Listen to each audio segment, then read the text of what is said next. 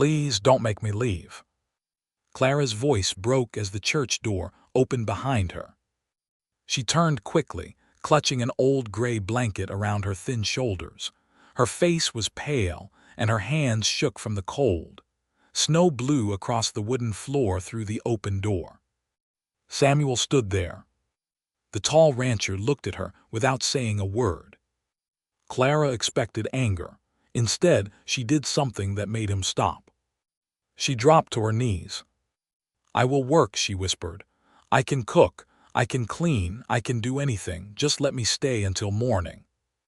Samuel stared at her. Outside, his horse stamped its hoof against the frozen ground. The church bell moved softly in the cold wind. Clara looked like she had not eaten properly in days. Her brown dress was torn near the sleeve. Her boots were cracked, and snow had soaked through them. Samuel slowly removed his heavy coat. He walked toward her. Clara moved back, afraid. But Samuel only placed the coat around her shoulders. "You're freezing," he said. She looked up at him, confused. "I'm sorry," she whispered. "You already said that." Clara lowered her head. Samuel looked around the empty church. There was no fire, no food, only a few old benches, a broken wooden table, and a small Bible covered in dust. "How long have you been sleeping here?" he asked. Clara did not answer. That silence told him enough. He noticed a small piece of bread beside her blanket. It was hard and dry. She had saved it for breakfast. Samuel picked it up. "Is this all you have?" Clara nodded. For a moment, the hard rancher said nothing. Then he turned toward the door. Clara quickly stood. "Wait." Samuel looked back. She thought he was leaving her. Instead, he said, "Come with me." She stared at him. "Where?" "My ranch." Clara shook her head. "I can't pay you." "I didn't ask for money." "I have nothing." Samuel looked at her tired face. "You have a place to sleep tonight." He opened the door. Cold wind rushed inside. Clara stood frozen, unsure whether to trust him. Then Samuel said quietly, "You can stay at my place." For the first time in many nights, Clara felt something stronger than fear. Hope. But neither of them knew that someone outside the church was watching them. Clara did not sleep much that first night. The ranch house was warm, but every strange sound made her open her eyes. She was still not sure if she was safe. At sunrise, she heard horses outside. She looked through the small window. Samuel was already working. He carried water, fed the horses, and checked the fences. His hands were rough from years of hard work. He did not complain. Clara quietly walked into the kitchen. She found flour, eggs, beans, and a little meat. She cooked breakfast. When Samuel came inside, he stopped at the table. "You didn't have to do that," he said. "I wanted to," Clara replied. He nodded and sat down. For several days, life became peaceful. Clara cleaned the house, helped with the animals, and learned how to ride one of Samuel's old horses. Slowly, the fear in her eyes began to disappear. One afternoon, Samuel found her laughing while trying to carry a heavy bucket. "You're going to hurt yourself," he said. Clara smiled. "Then help me." Samuel almost smiled back. But before he could answer, a horse suddenly screamed from the barn. Both of them turned. Samuel grabbed his rifle. "Stay inside." Clara followed him anyway. Behind the barn, they found fresh horse tracks in the mud. Someone had been there. Samuel crouched beside the tracks. His face became hard. "This horse came from the north," he said. Clara looked at him. "How do you know?" "I know every horse around here." He stood slowly. Then he saw something caught on the fence. A small piece of black cloth. Samuel took it in his hand. Clara noticed that his fingers had started shaking. "What's wrong?" He did not answer. That evening, Samuel kept checking the windows. Clara finally asked, "Who are you afraid of?" "No one." "You're lying." Samuel looked at her for a long moment. Before he could speak, Clara saw movement on the hill behind the house. A man stood there. He was watching the ranch. Clara pointed. Samuel turned. The man quickly disappeared behind the trees. Samuel grabbed his coat and rifle. "Stay here." "Who was that?" Samuel looked toward the dark hills. Someone who should have stayed dead. Clara's heart began to race. She suddenly understood that the ranch was not as peaceful as it seemed. Someone had found them. And that person was getting closer. The night was quiet, but Clara could not sleep. A loud sound came from outside.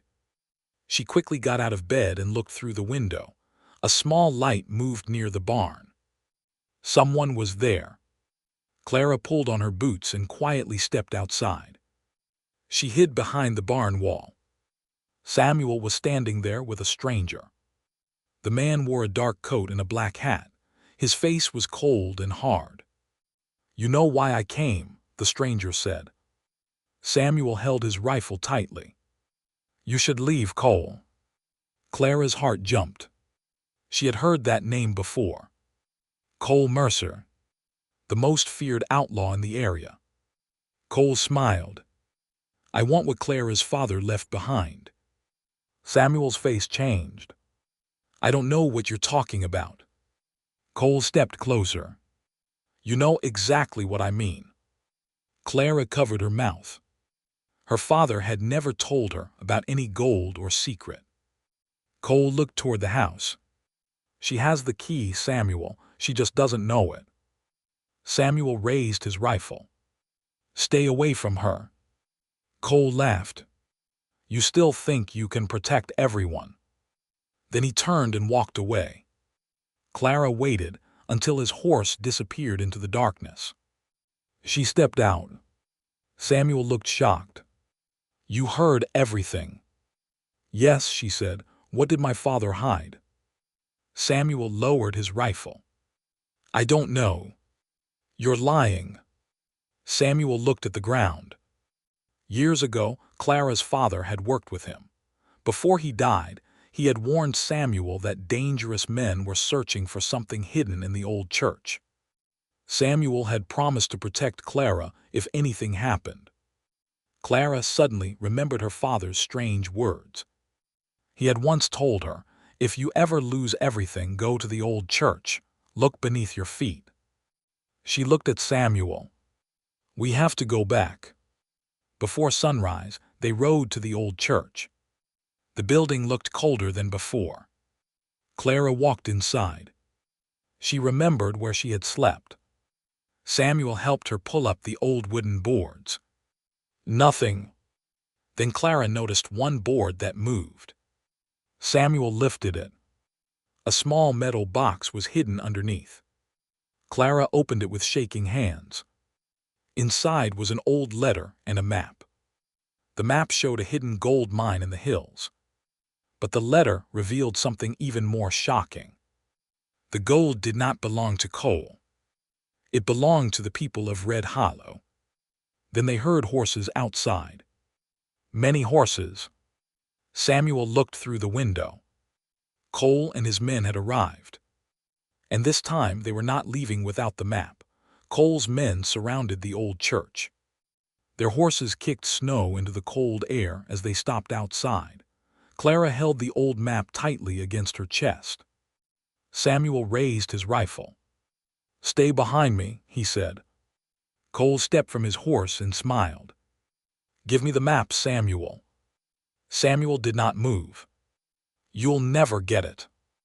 Cole's hand moved toward his gun. Clara suddenly stepped forward.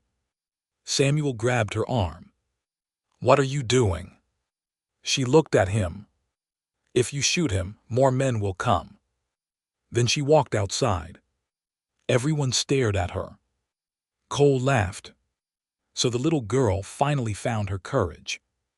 Clara's hands were shaking, but she kept walking.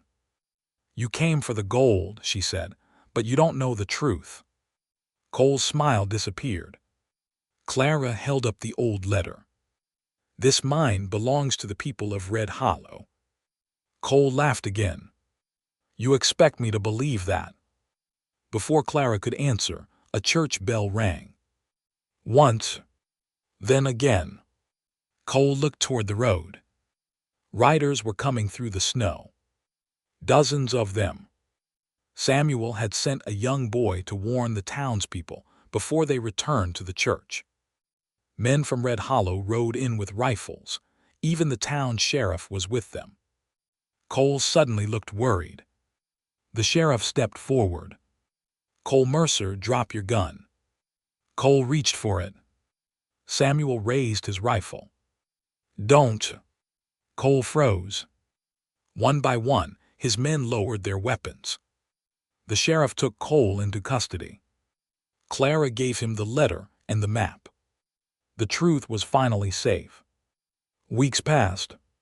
Spring came slowly to Red Hollow. The snow melted, flowers appeared near the ranch, and the cold wind became warm. Clara no longer slept in the church.